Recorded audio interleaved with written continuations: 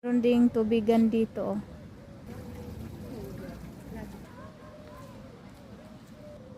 Ng aking asawa. Kakain na kami. Sabi, ang sobrang daming isda. Grabe, ang dami. Hindi makita. Pero ang dami. Kami sa area na ito.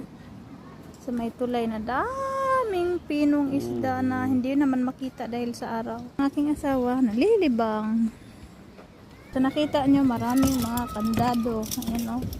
Kasi they believe they tie their relationship here. Na walang katapusan. Walang hanggang pag-ibig. So ayan o, kabilaan yan. Maglalagay sila ng kandado. Makikita nyo na ang daming isda, di ba? Very big. Sobrang laki nito oh, parang 5 kilo. Color orange. Yung isa, may darating. Sobrang laki. Dami. Grabe. Nasa ilalim ng tulay. Oh, my love, it's good. Wow.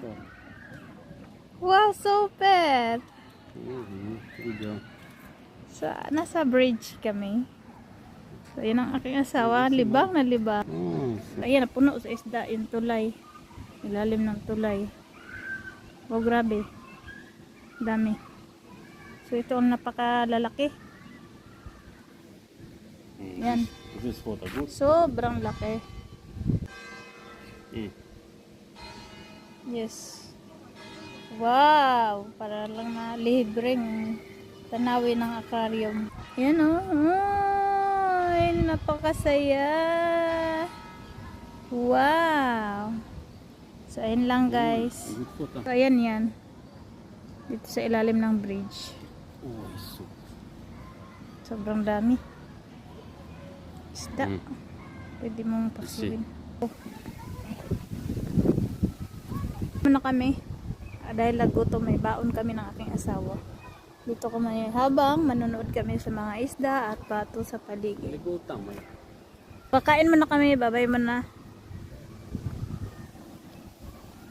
Bye-bye na, my love. Yes. Bye-bye. Drinking water.